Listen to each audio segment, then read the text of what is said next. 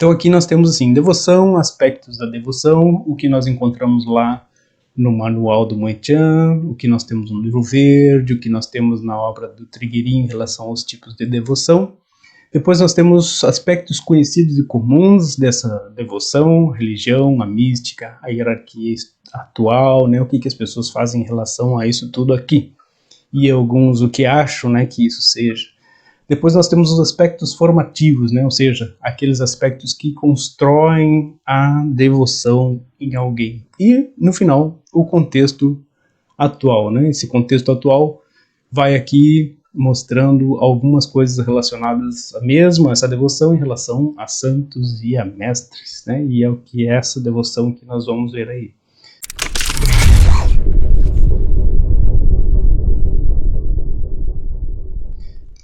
Vamos conversar sobre esses aspectos da devoção nessa ordem, não exatamente nessa ordem aqui, mas nós vamos voltar várias vezes a isso aqui, né? Então, vamos iniciar aqui, deixa eu ver aqui, vamos iniciar pelo trigueirinho aqui, para depois chegar no manual. Vamos fazer a ordem inversa aqui. Eu fiz um esqueminha hoje meio à mão ali, e depois eu fui analisando isso aqui, e vi que a gente pode fazer isso aqui na ordem inversa. Então, vou partilhar aqui com vocês um PDF aqui, para nós entendermos bem o que eu vou falar aqui. Então, lá no livro Glossário Esotérico, né, que é o que faz a referência aqui, página 115, tem o verbete devoção. Esse verbete de devoção é interessante a gente analisar, que ele fala mais ou menos não, fala bem isso aqui, né? Esse aqui é o verbete, deixa eu ver se eu consigo, se vocês estão vendo aí. Então esse aqui é o verbete de devoção, e aqui a gente tem muitas coisas, né, sobre o que o Trigueirinho define lá, né, sobre a vontade persistente de ampliar o próprio nível de consciência é indispensável para a evolução. Esse impulso que acompanha o ser se perpetua e continuamente cresce, tornando-se cada vez mais direto e puro, e é chamado devoção. Qualidade fundamental do sexto raio. Então aí, nesse aspecto aqui, ele está falando de uma qualidade que é inata, né? Qualidade inata ao ser por conta de ser manifestação de um dos raios, né? Como a gente viu lá no manual, né? Temos aí 7 raios principais, depois tem outros mais sutis. Então todas essas coisas estão impulsionam, todas elas têm uma interferência, uma influência na nossa vida, né? E ele aqui nesse verbete, depois eu gostaria que vocês lessem bem, né? Tem sempre aquele impulso, assim. Então tem uma parte aqui que é muito interessante. Sob o impulso da devoção, o indivíduo passa por distintas etapas. Primeiro, tem a veneração por alguma coisa ou pessoa. Depois, essa veneração é transferida para uma ideia ou ideal. E ele se esforça, então, para mantê-lo nítido em seu ser. Em seguida, a persistência nessa meta, efeito da devoção, produz a crise que o leva a desapegar-se das formas e abrir-se para a totalidade da vida. Então aqui está obviamente se referindo à parte mais espiritual mesmo da devoção, mas tem aquele impulso, né, aquele impulso inato, que é resumido mais ou menos da seguinte maneira, de que primeiro, né, a gente tem aquela devoção mais característica, e aí vem a parte estrutural da formação do ser mesmo, né, que é aquela devoção, aquele amor primeiro que é impulsionado ali para a família, para os pais, né, especialmente primeiro para a mãe, né, depois tem o pai, tem toda uma configuração que a gente pode analisar daqui a pouquinhozinho mais. Depois isso se transforma em devoção, em amor, em quase uma idolatria, né, para aquelas pessoas que vão formando os nossos grupos, a professora, o professor, né, depois entra o aspecto do sempre direcionar a atenção, o propósito, né, sempre direcionar o objetivo, né, para alguém. Aí entra o amor, né, e a figura, o objeto do amor se transforma no alvo, né, dessa devoção, no alvo dessa grande procura por algo, né, e tem aí, por fim, essa devoção, que é a devoção aí por algo que está acima de um objetivo primeiramente material, né, que é a devoção superior. Então, esse verbete aqui é muito importante de ser lido, é um verbete que eu gosto muito, assim. A gente pensa muito sobre sobre essa questão aqui, né? Inclusive tem a questão da devoção mesmo como uma forma de realização, né, de encontro mais interno, mas isso é ainda algumas características que a gente vai analisando para chegar aonde a gente vai determinando o tipo de devoção, né? Lembrando sempre que, né, o fim último, a gente vai chegar nisso aqui também, da devoção, é essa devoção interna, né, não propriamente externa, mas o impulso por algo, né, o impulso por se chegar a esse algo superior, é interessante que aí sim a gente pode analisar ele como um impulso dessa qualidade fundamental de sexto raio, né, devoção. O próprio nome já é esse. Então, lembrando também que quando um ser vai se realizando, por mais que ele tenha características de algum determinado raio, né, essas características de todos os demais, elas vão se integrando, né? Então, vai se integrando essas características de todos os raios no ser que evolui, né, naquele que atinge, que vai atingindo seus núcleos mais superiores. Depois, aqui no livro, esse aqui é o livro Uma Nova Consciência para uma Nova Humanidade, tem um verbete aqui, né, tem um capítulo, aliás, um capítulo que é o 4.2, que é do livro Uma Nova Consciência para uma Nova Humanidade. Aqui nós estamos na página 53, que fala sobre o aspecto da devoção no seguinte, né, que a gente sempre considera que algumas pessoas, né, se fecham, né, ou criam uma fuga da realidade quando elas se remetem à espiritualidade, né, especialmente essa espiritualidade que adora a ritualística e que adora as figuras que essa espiritualidade traz. Então, algumas pessoas, assim, mais crentes mesmo na espiritualidade, né, inclusive, especialmente na espiritualidade mais, que a gente chama assim, já antiga, né, elas, muitas vezes, elas entram numa fuga da realidade por não conseguir determinar seus objetivos ou atingir seus objetivos plenos, né. Lembrem que quando a gente fala de espiritualidade aqui, né, e dessa busca real e equilibrada da espiritualidade, nós sempre lembramos daquela pirâmide de Maslow, né, na questão assim de que muitas vezes as pessoas não conseguem atingir determinados objetivos mínimos, como sejam o do sustento, a afetividade, o trabalho, né? Então, quando a pessoa às vezes não consegue entender os motivos pelos quais ela não consegue atingir esses objetivos mínimos ali daquela pirâmide, ela muitas vezes sai da vida normal dizendo, essa vida realmente não é para mim, então essa vida aqui eu preciso sair dela e eu vou viver uma vida espiritual, porque eu vejo que essa vida material, a vida da conquista normal, o amor, seja lá o que for, né, por conta de várias decepções, não faz parte da minha vida. No entanto, precisaria entender determinadas chavezinhas, né, chavezinhas que poderiam trazer muito mais alegria. Não é aqui apologia aí a algum tipo de vida, né, seja ela mais material ou mais espiritual. Estamos analisando aqui aspectos dessa devoção dentro de uma análise daquilo que foi e daquilo que nós podemos considerar hoje como sendo uma devoção. Então aqui nessa parte desse capítulo fala assim que algumas pessoas, né, se mantêm firmes, né, até focadas, até eu diria assim, bem quase religiosas, eu diria assim, né, focadas mesmo naqueles seus ideais, né, sejam eles filosóficos, místicos, religiosos, né, e isso tem um lado positivo, que é o que fala aqui, né, que enquanto as pessoas estão nesse foco por encontrar um algo maior, elas também se retiram de vários caminhos que poderiam ser até danosos para elas, né, tanto no aspecto mais religioso, quando alguns até dizem, tirou aquela pessoa lá da droga, da bebida, não sei o quê, né? Por conta de algum dogma que ela está seguindo, tem um aspecto positivo, né?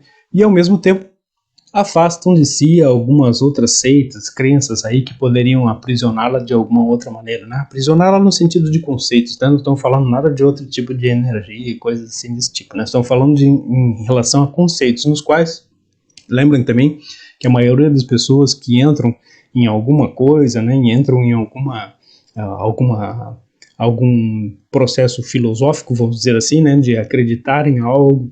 Geralmente as pessoas, quando entram, elas defendem aquilo como se fossem seus, né, quando na verdade, lembrem que a gente só defende algo mesmo com armas, né, ou seja, com força, assim, quando nós ainda não entendemos realmente nem o propósito daquilo que a gente entrou e nem mesmo o propósito de um caminho, né, porque quando nós entendemos de fato um caminho, a gente não precisa mais provar, nem mostrar aos outros, nem defender aquele caminho, porque ele faz parte da nossa vida e nós conseguimos entender e respeitar os demais. Então, esse é também um capítulo bem interessante para analisar. E depois, nós temos aqui uma análise sobre essa página 47 do Aqui é Manual do Moen-Chan, página 47, e tem essa pergunta aqui, né? Moen-Chan é um sistema devocional, né? Então, qual o objetivo da minha busca espiritual? Aí nós fazemos um contraponto no sentido seguinte, que o contraponto quando aquela pessoa que nós estávamos falando anteriormente, ela se entrega totalmente a um caminho e se mantém fechada, né? Seu núcleo fechado para outras possibilidades, ela se fecha num núcleo de crenças e de possibilidades só dentro daquilo que ela está inserida e vivendo.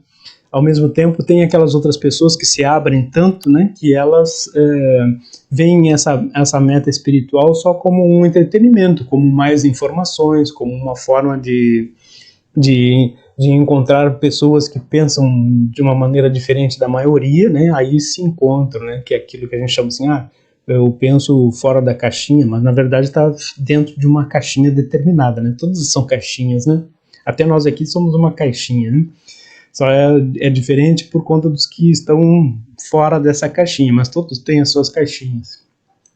Então, aqui, né, quando tem essa pergunta e se é um sistema devocional, aí entramos mesmo na definição já de uma devoção que é a seguinte, né, que é fundamental aqui, ó, para que voltemos nossa atenção para o caminho espiritual e compreendamos que a verdadeira devoção e entrega deve ser ao nosso interior, né?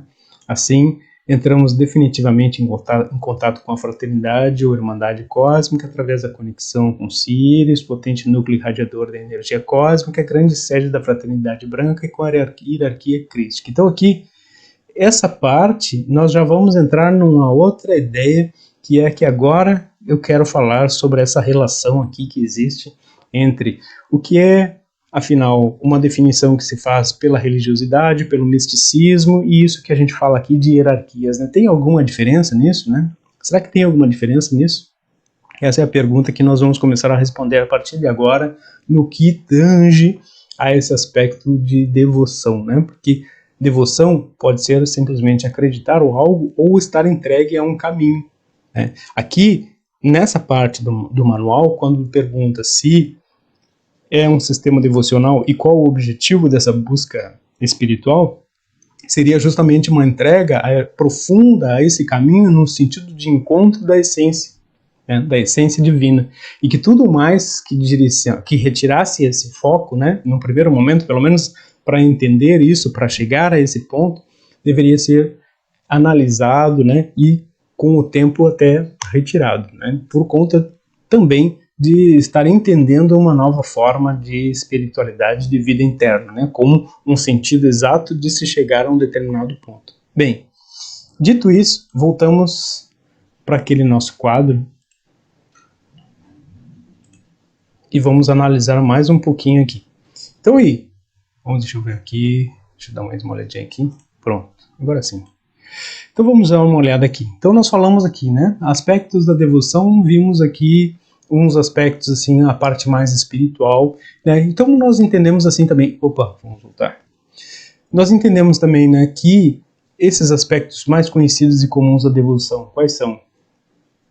Devoção é uma dedicação? Sim, no sentido de que é uma entrega a um objetivo, ela pode ser sim uma dedicação, por isso falam entrega, falam também o caminho, né, por conta justamente disso, né, da disciplina que se tem para se encontrar esse objetivo, né. Então, há vários aspectos comuns e conhecidos, né, por exemplo, quem entra numa religião, né, tem ali aquela força para encontrar as divindades que a mantêm e para que esse foco, né, a ritualística toda que fazem, seja como objetivo encontrar aqueles seres que mantêm aquela linha, né, aquela proteção, eu diria assim, né, e ainda assim, quando entram depois ali na parte mística, né, o que as pessoas encontram em geral? Elas encontram o quê? Elas encontram os mesmos santos que tinham, só que aí esses santos transcenderam em algum aspecto e viraram mestres, né? Viraram mestres. E aí esses mestres, eles são muitas vezes as encarnações de santos, ou mesmo santos que receberam outros nomes, né? É bem comum isso aí, essa associação. Então, o que muda, né? E para isso tem isso aqui, né? Às vezes eles apenas trocam de nomes, mas os dogmas continuam de alguma forma ali. As questões sobre o que a pessoa tem que praticar, como tem que fazer, continuam ali. E a mesma coisa acontece quando nós mudamos isso para determinadas questões aqui que a gente fala como sendo hierarquias, né? A hierarquia atual. Até porque se é preciso analisar uma questão muito interessante, muito importante mesmo, que é o seguinte, ó, enquanto nós não nos dedicamos de fato ao processo espiritual em si, né, e entendendo esse nosso elo, né, com a entrega e a captação da nossa essência, né, as pessoas ainda estão buscando espiritualidade, devoção e mestres ou hierarquias com esse sentido aqui, ó, de proteção, né, para que a sua vida seja protegida contra os intempéries, contra sofrimentos, contra até entender os motivos pelos quais elas passam determinadas coisas, ou então para que lhes retire do mundo, né, do mundo normal, que é aí cheio de tantas coisas ruins, de tanto sofrimento, de tantas lutas, né? Então, será que é esse o sentido também da devoção? Será que é esse o sentido da busca espiritual? Será que é esse o sentido da espiritualidade que nós estamos construindo aqui, especialmente essa espiritualidade renovada que nós tanto falamos, né? Será que é isso? Né? Então, é a mesma coisa que a gente estava falando ali, né? Devoção como fé a algo que se defende, né? Devoção como fé a algo que se defende. Enquanto a gente está defendendo algo também, né? Entendemos que não é ainda a própria entrega, não é ainda o caminho interno sendo atingido, porque enquanto se tem necessidade de defender algo, que se sente ofendido se alguém falar a respeito da forma como eu penso ou da forma como eu entendo essa espiritualidade, eu ainda não estou alcançando a devida compreensão disso e nem mesmo o nível dessa espiritualidade. Quando ela for atingida, a gente vai entender que há uma neutralidade aí, né? Há uma neutralidade, ainda que sempre se vá num determinado caminho, né?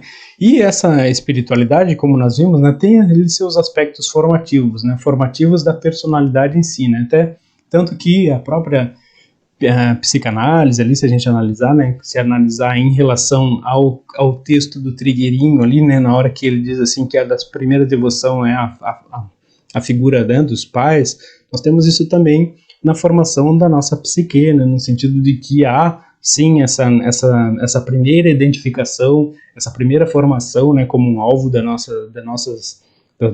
devoção, da nossa entrega, do nosso objetivo, né, da vida, como ali, né, figura paterna, figura materna, principalmente, né.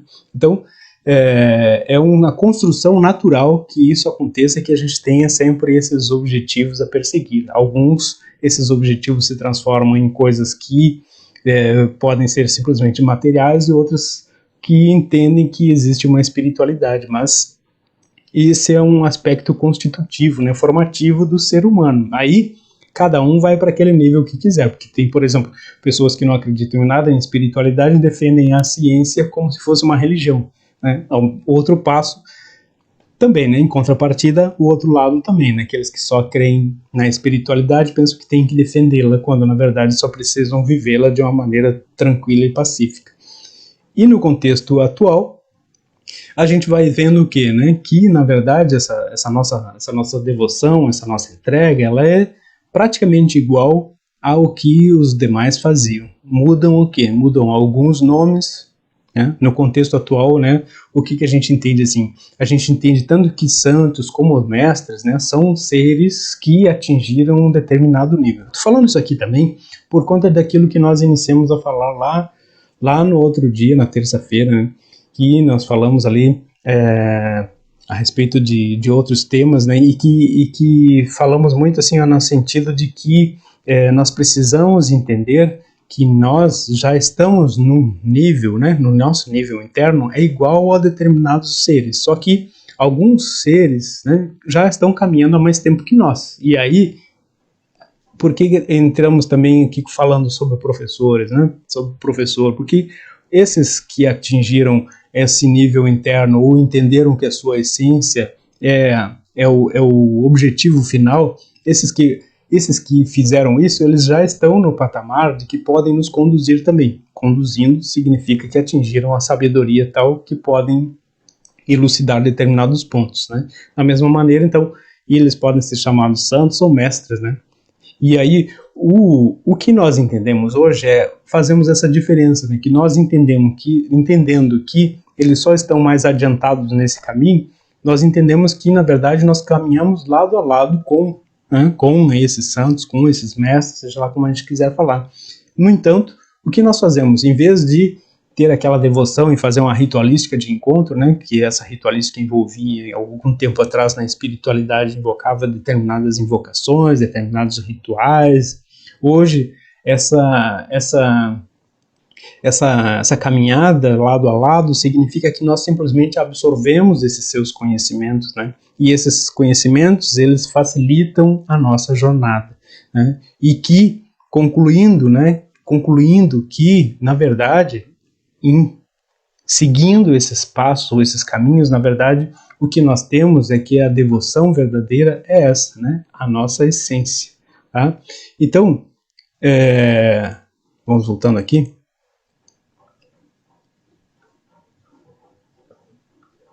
Então, mais ou menos concluindo aqui, a questão da devoção, ela é sim uma entrega a um fluxo interno, um fluxo no qual nós entendemos que é a caminhada rumo a essa nossa essência, e que muito o que a gente precisa analisar é que às vezes as nomenclaturas mudam, mas a maioria das pessoas continuam com a mesma mentalidade, uma mentalidade muitas vezes religiosa, mística ou hierárquica, no sentido de entender mais mestres do que hierarquias. No entanto, se não entendermos a espiritualidade como a busca por essa integração, né, e essa devoção sendo como a interna, mas sendo esse mesmo impulso que vem aí desse sexto raio, especialmente, se nós não entendemos isso, nós ficamos repetindo determinadas formas de viver que só muda de nome e só muda de forma, mas continua sendo praticamente a mesma coisa, né? Então essa era a reflexão, assim, será que a minha devoção ela é realmente interna, ou eu ainda estou seguindo determinadas normas, dogmas, paradigmas que se referem ainda a algo antigo, né? Então a reflexão de hoje, ela era mais ou menos isso, até porque amanhã nós vamos entender mais um passo disso, que amanhã nós falando de iniciação, nós vamos entender também que existem e existiram, né? Porque existe essa mudança da espiritualidade, existe a mudança dos pontos de referência que a gente tem, e especialmente assim, ó, que muitas das escolas, né, as escolas vão mudando de forma, de caminho. Por quê? Porque aquilo que era alimentado antes, hoje não é mais alimentado, por conta daquilo que a gente falou, né? Transição planetária, a mudança de polos, né? Mudança do polo masculino para o feminino. Isso retira, né, aquelas escolas que antes eram alimentadas de determinada maneira, né? Aqueles mestres, eles não estão mais ali naquele ponto. Então, o que fica dessas escolas mais antigas, né? Ficam os escritos, ficam a ritualística, mas não fica a força para atingir algo, porque aquilo já não existe mais ali, né? É o que acontece com a maioria das escolas mais antigas. Quando eu falo de escolas esotéricas, eu vejo assim muitos pensando assim, o que ele quer dizer afinal com escolas esotéricas? Eu quero falar sobre a teosofia, sobre aquelas escolas que eram alimentadas ali por né, as invocação de raios, né? Eu falo dessas escolas que são realmente mais antigas que textos que vêm de textos, né, até alimentados ali pelo mestre de Jalku, que, no entanto, ele mesmo, né, sempre dizia que em determinado ponto aquilo tudo mudaria, né? Então, eu já falei sobre isso também, que a busca antiga ela era ainda pelo contato com a alma, e hoje nós estamos num contato muito maior, né, com nossa essência, com a mônada, com a essência. Então muda muito o foco dessa nossa devoção e a maneira como se chega a isso. Os textos, né, a literatura, vai nos trazer aquilo que é a própria filosofia, o conhecimento, né, que é o motivo, foi a abertura aqui de hoje, né. Os textos, eles nos dão base para nós até entendermos, né, construirmos uma nova espiritualidade bem boa, né, porque senão, se a gente não entende o que foi feito no passado, a gente vai repetir determinados enganos, né, porque todas as escolas sempre tiveram dois lados, né. Até houve uma época que eu fiz alguns vídeos sobre autores espiritualistas e suas escolas, né, e a gente analisou muito isso, né, de que sempre tinha no mínimo dois lados, né, um lado super positivo no intento de trazer ali o que realmente a humanidade ou aqueles grupos precisavam naquele momento. No entanto, às vezes a gente via ali uma vida particular um tanto conturbada e que não condizia muitas vezes em nada com o que era pregado, né, por essas pessoas. E muitas vezes vimos também nessa série que, inclusive, tem uns esboços ali que, quando tiver um tempo, vou fazer um opúsculo, né, sobre isso, né, no sentido de que se coleta muitos dados e se vê o quão dúbio, né, são essas informações e até mesmo essas escolas aí. Deixa eu ver se tem mais uma...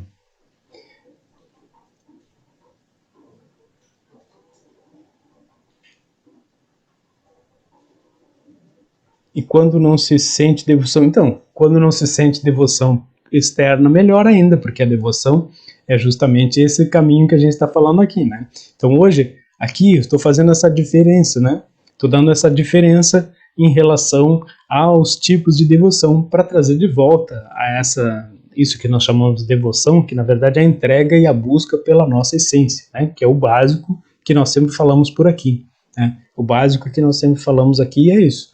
É a busca pela nossa essência. E uma das coisas que eu acho sempre muito importante, né, sempre muito importante, e que nós fazemos um exercício muito bonito aqui para atingir, é a quarta-feira, né? Já pararam para reparar, para pensar que a quarta-feira é um momento no qual, e eu acho que por estarmos assim online, nós temos muito mais facilitado o aspecto de perceber não aquele que está ali na nossa frente como uma personalidade, porque até nós nem conhecemos as pessoas que aparecem ali, né? Mas de ver a essência, né? E com o que cada um está coligado, né?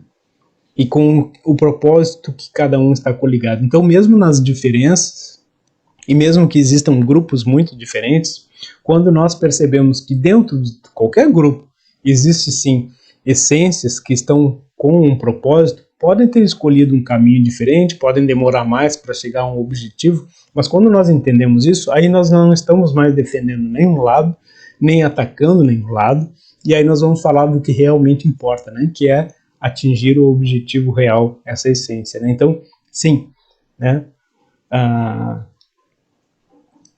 É isso aí. Então, a gente vai entender que esses que já trilharam esse caminho, que é o que a colega aqui está falando, né? É exatamente isso. Né, mostrar as facilidades que se pode ter. No entanto, é aí que está o detalhe, assim, se nós ainda, né, conhecer a literatura antiga, ela é a base para que nós possamos entender a espiritualidade. Porém, nós vamos ter que entender sempre que a maioria desses caminhos que já estão por aí, né, escritos, especialmente os escritos, não são mais a energia daquele mestre, porque eles já evoluíram. especialmente no que se refere a essa mudança que ocorre no planeta, né, especialmente a partir ali do final da década de 80, do ano 2000, nós vamos ver que esse traslado todo muda completamente a forma como essas escolas deveriam estar agindo, e esses que as perpetuam, né, muitas vezes eles não atingiram esse nível interno de entender que as próprias escolas não estão mais sendo alimentadas. Por isso que tem também ali no livro azul, muito eu falo sobre pessoas que, seguindo determinadas escolas ou modos de vida até, impedem que o seu ser real, essa coisa da essência, manifestasse algo que fosse não propriamente aquilo que elas seguiam ou defendiam, mas que uma coisa que vem do nível de sua mônada, e que essa coisa que elas seguissem, aí sim ajudaria outros, por conta de que isso que vem já seria de um nível muito acima daquilo que era buscado e atingido nessas escolas mais antigas, tá?